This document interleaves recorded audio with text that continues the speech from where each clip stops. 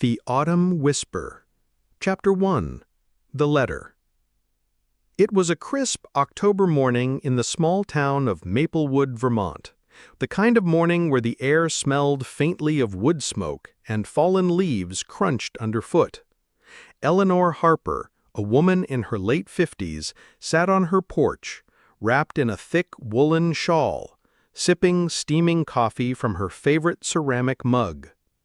The view from her porch was nothing short of a postcard, rolling hills painted in hues of amber, gold, and crimson, with the occasional burst of evergreen.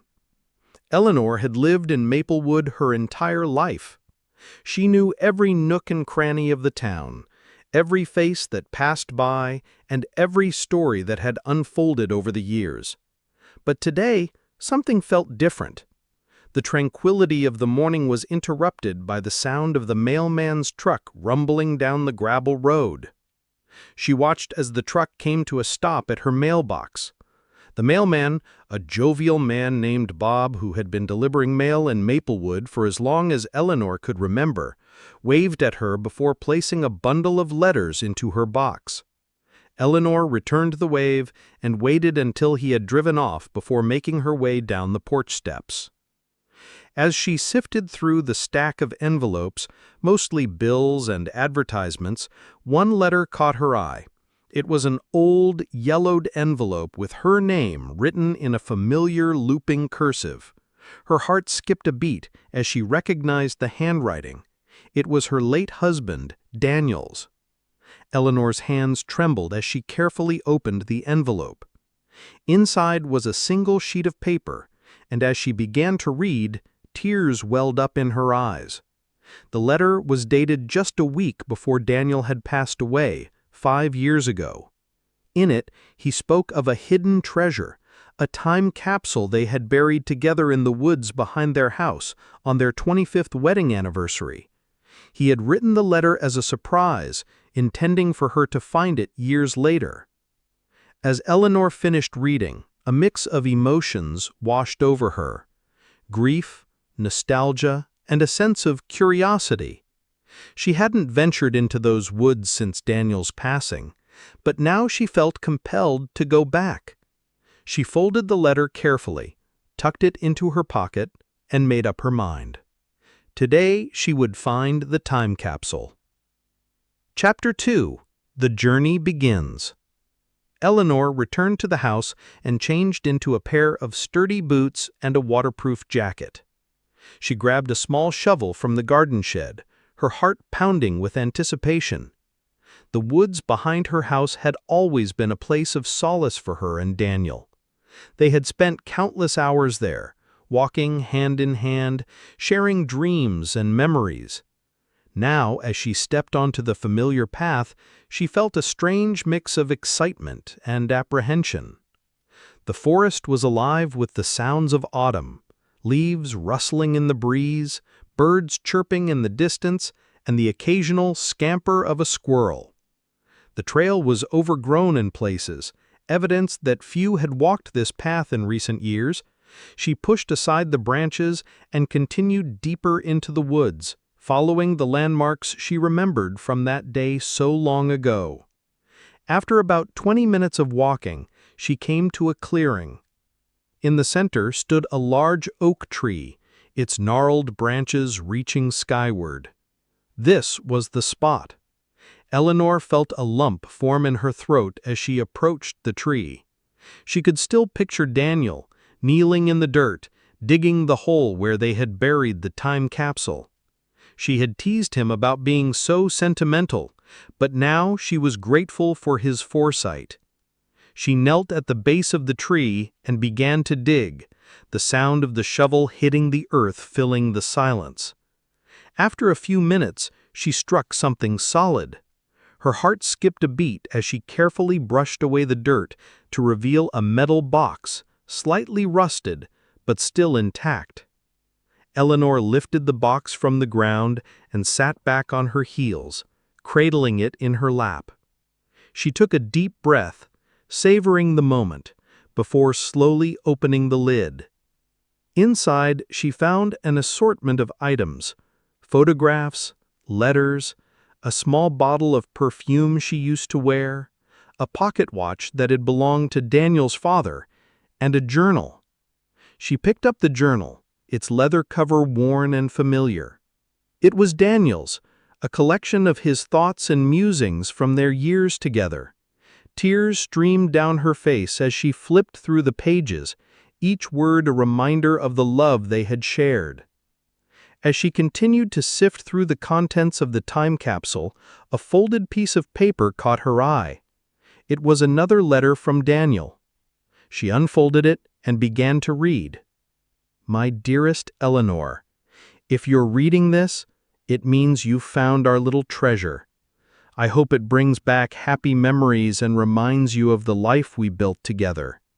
But this isn't just about the past. There's something else I need to tell you." Eleanor's brow furrowed as she read on, her heart racing. Daniel's words hinted at a secret, a mystery that he had never shared with her. He spoke of a second time capsule, hidden somewhere else, with a final message for her. He ended the letter with a cryptic clue. "Follow the path where the river bends, where the old willow leans, and there you'll find what remains of our dreams." Eleanor's mind was spinning. She had no idea what the second time capsule could contain, but she knew she had to find it. She carefully packed up the items from the first capsule, except for the journal and the latest letter, which she tucked into her jacket pocket. With renewed determination, she stood up and looked around. The river was a short walk from the clearing, and she knew the area well.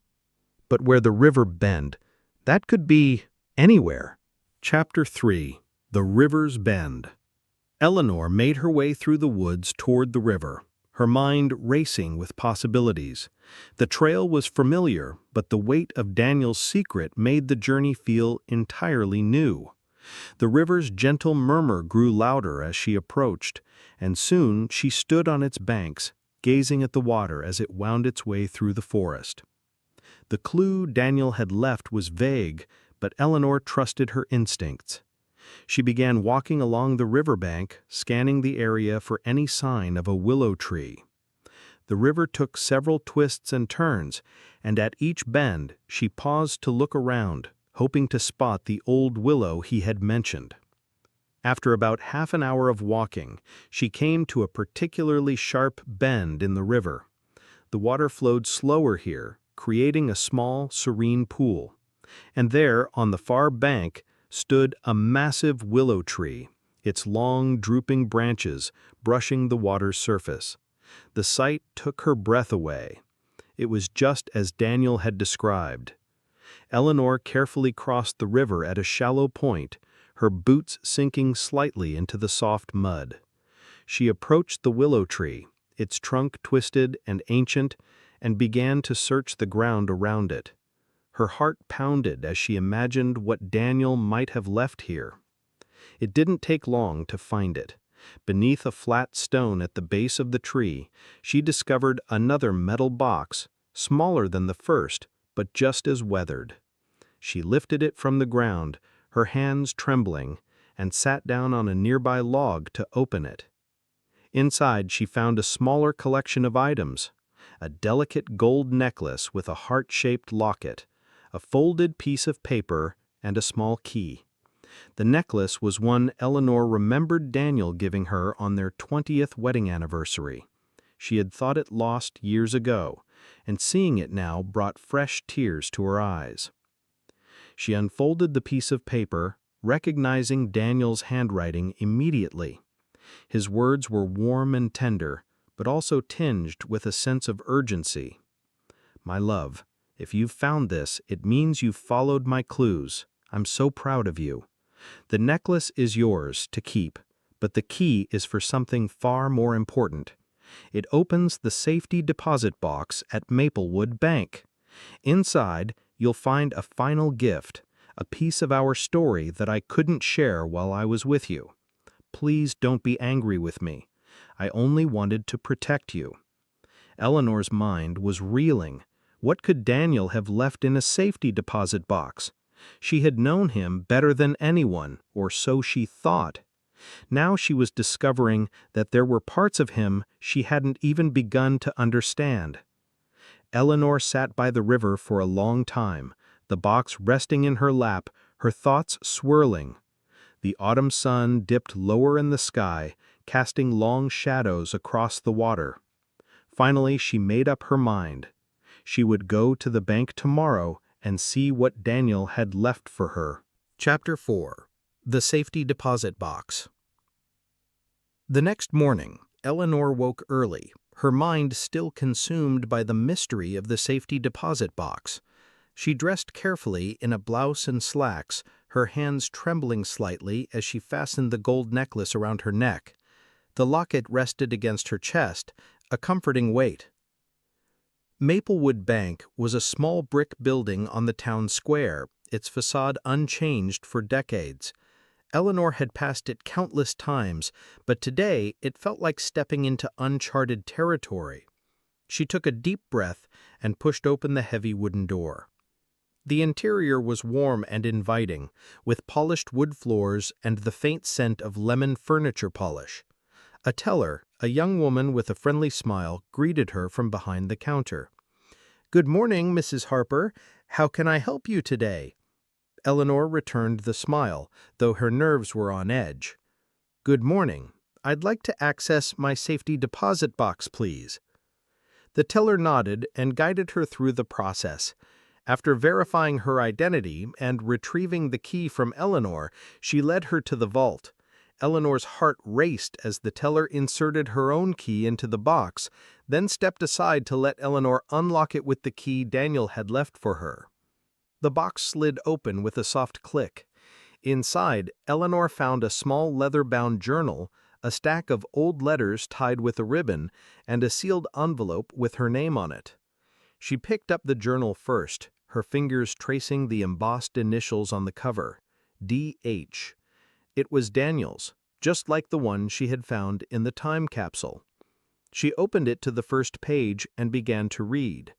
The entries were dated from the early years of their marriage, and as she flipped through the pages, she realized that this journal contained a side of Daniel she had never known. He wrote about his fears, his dreams, and a secret he had kept from her, a past mistake that haunted him. Eleanor's heart ached as she read his words. He had been carrying this burden alone, afraid of how she might react if she knew the truth. She felt a mix of sadness and anger, but mostly she felt love. Love for the man who had tried so hard to protect her, even from his own imperfections. Next, she untied the stack of letters. They were from Daniel's father, written during a time when the two of them had been estranged. The letters revealed a family secret, one that explained the tension between Daniel and his father and shed light on a decision Daniel had made years ago, one that had shaped their lives in ways Eleanor had never fully understood. Finally, she picked up the sealed envelope. Her hands trembled as she opened it and pulled out the letter inside. Daniel's handwriting filled the page, and as she began to read, tears streamed down her face.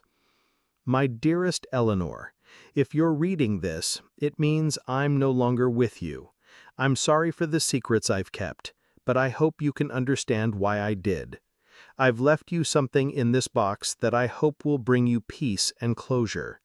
The journal and letters are my way of sharing everything I couldn't bring myself to say while I was alive.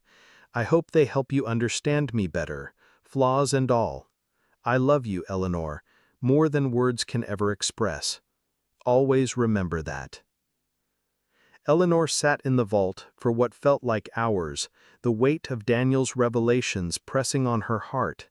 She felt a deep sadness, but also a sense of relief. Finally, she understood the man she had loved so deeply, and in a strange way, she felt closer to him than ever. Chapter 5. The Autumn Whisper. Eleanor left the bank with the contents of the safety deposit box carefully tucked into her bag. The crisp autumn air greeted her as she stepped outside, and she took a moment to breathe deeply, grounding herself. The revelations from the journal and letters had stirred something deep within her, an understanding of Daniel, of their life together, and of the choices that had shaped their story. She instead headed towards the town square's park, a quiet place where she often went to think. The park was alive with the colors of fall, golden leaves danced in the breeze, and children laughed as they played in the distance. Eleanor found a bench beneath a large maple tree and sat down, the weight of the day settling around her. She opened the journal again, flipping through its pages as if seeing them for the first time. Daniel's words were raw and honest, and they painted a picture of a man who had struggled with guilt and regret, but had always tried to do the right thing. As she read, she began to piece together the final chapter of their story. The family secret Daniel had kept from her was tied to his father's past. Years ago, Daniel's father had made a mistake that cost him his business and nearly destroyed the family. Daniel had stepped in to save what he could, but it had required a sacrifice, one that he had never shared with Eleanor. He had taken on a debt that had haunted him for years, and it had shaped many of the decisions they had made as a couple. Eleanor felt a mix of emotions as she processed this revelation. She wished Daniel had told her the truth earlier, but she also understood why he hadn't. He wanted to protect her, to shield her from the weight of his burdens. And now, she realized, it was her turn to carry on his legacy, not just the memories of their love, but the lessons he had learned from his mistakes. She leaned back on the bench, the journal resting in her lap, and gazed up at the canopy of leaves above her. The wind whispered through the trees, and for a moment she felt as though Daniel was there with her, his presence as real as the golden leaves that fell around her. "I forgive you," she whispered, her voice barely audible, "and I love you, always." As the sun began to set, painting the sky in shades of orange and pink, Eleanor felt a sense of peace settle over her. She knew there would still be moments of grief, of longing for the past, but she also knew that she had the strength to move forward. Daniel's love had always been her guide, and now it would be her strength. The autumn wind whispered outside, and Eleanor closed her eyes, letting its gentle melody carry her into the night.